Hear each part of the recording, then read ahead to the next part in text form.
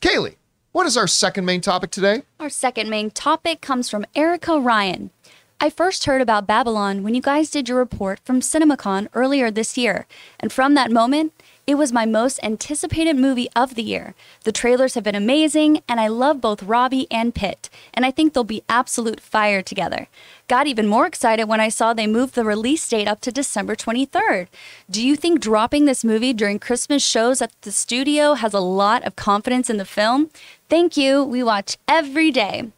John, do you think that means that's a very good sign, right? Like moving up the date, December 23rd. What are your thoughts? I mean, it's an interesting move because you are now moving it full-fledged. Now, they were going to do a limited release in the calendar year anyway to make it Oscar eligible and then do its wider release in January. But there is big significance, actually, in them moving to December 23rd. First of all is this. Let's talk about the shark pool that it's diving into. Because a week before it comes out now, on December 23rd, you got Avatar: The Way of Water coming out, which might end up being the biggest movie of the year. Maybe. Could end up being that. And then also opening up against it is a movie that I wasn't interested before, but then I saw the trailer, now I'm quite interested. The I Want to Dance with Somebody biopic of Whitney Houston, which looks really good. Also, it's going to be a big family film in Puss in Boots: The Last Wish. So you've got that as well. And then you've got Babylon coming out on the 25th, or on the 23rd, I should say. So you're diving into the swimming pool that Avatar's in, and a big family film is in. So this tells me a couple things. It tells me that they believe this movie can swim in that pool. It can swim with those sharks.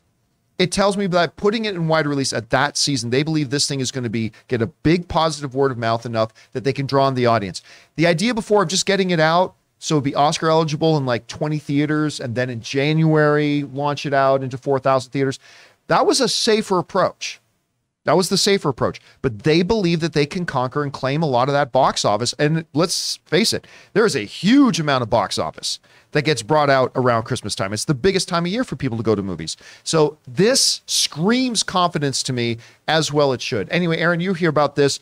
Do you think there's a lot of significance in putting it wide release in December? Oh, yeah. I mean, that anytime that you hear that they've gone from limited release to wide release, they love what they're seeing. They want more people to see it. It's a huge vote of confidence from the studio. And also to go out at Christmas time, not even just on Christmas Day as previously, but right before Christmas, when they know that families will be gathered, people will, be looking for something to do. And on the days before and after Christmas, this is going to get some of that early word out while people are still going to be on their holiday vacation. This is going to be Margot Robbie's Best Actress nomination. She was nominated twice before for supporting actress and for Bombshell and for I, Tonya. Well, she was nominated for lead actress for I, Tonya. Oh, sorry. Yes. Thank you.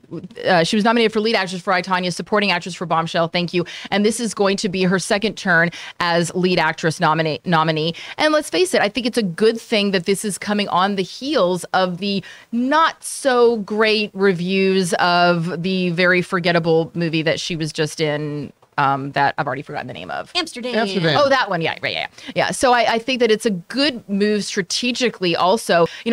When I first moved to LA, somebody said something to me. A director said, you always want to make sure you got something in the can when your project comes out.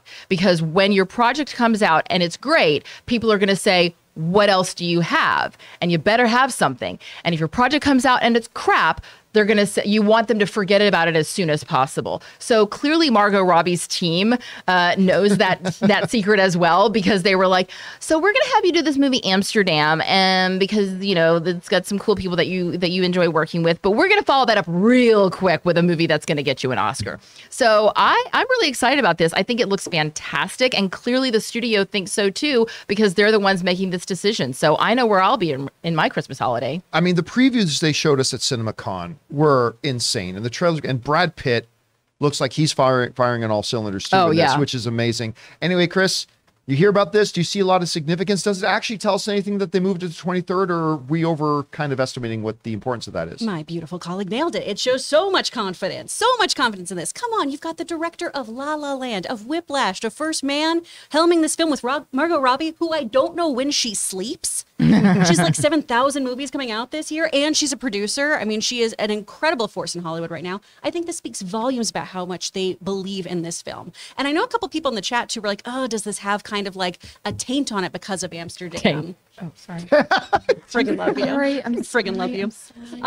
No, like, and I don't think it does. I think this trailer looks really fun. I think people really are excited about this concept too. Seeing Margot and Brad together, having Damien at the helm. I think this is going to be a really solid film. And for folks who aren't going to go to Avatar, I think most people are, but I think this is another option, a really great double feature kind of day to go see James Cameron's Avatar and then go catch this too. I'd love to go do that. It's going to be a really interesting mix of films that are going to be out at that time, from Avatar to the Whitney Houston one, to Puss in Boots. To Puss in Boots with the family thing. It's a lot of things. And I heard there's another movie, Scorsese's got one coming out called Taint, the movie. Taint the movie? I think he's making that specifically for Aaron. Didn't Keanu Reeves just leave that one?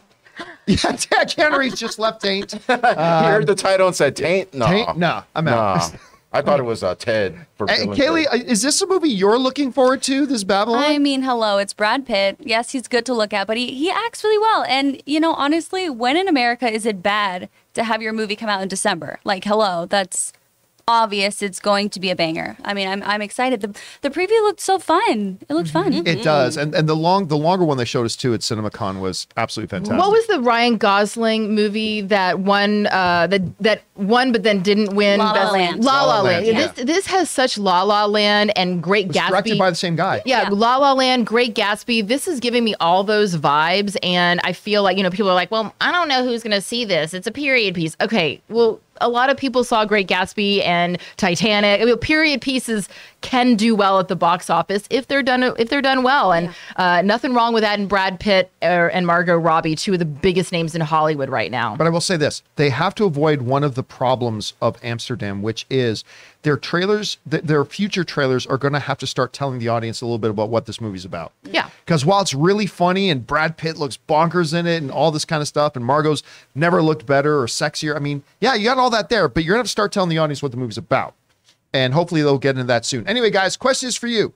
What do you think about this? Babylon is now moved to December 23rd for its wide release, competing against the likes of Puss in Boots, Avatar, things like that. Does that show confidence? Maybe you don't think so. Whatever you guys think, jump down to the comment section below and let us know your thoughts. Hey guys, we want to take a second to thank the sponsor of this video, MasterClass. You guys know we have been sponsored by MasterClass, and we love them here at the John Campea Show for giving us in-depth information on a wide variety of topics from the world's best experts. With MasterClass, you can learn from the world's best minds anytime, anywhere, and at your own pace. You can learn the art of filmmaking from James Cameron, improve your cooking skills from Gordon Ramsay, or learn how to make compelling YouTube videos from Marquise Brownlee. With over 150 classes from a range of world-class instructors, that thing you've always wanted to do is closer than you think. I was recently watching through the independent filmmaking course by Spike Lee, and I found it fascinating that not only did he cover the broader topics like working with actors, but he also gets into finer details like working with a cinematographer and how to properly audition a DP for your project. It was fascinating. So guys, I highly recommend that you check it out. Get unlimited access to every class, and as a John Campea Show listener, you get 15% off an annual membership. Go to masterclass.com/Campea now. That's masterclass.com/Campea for 15% off Masterclass.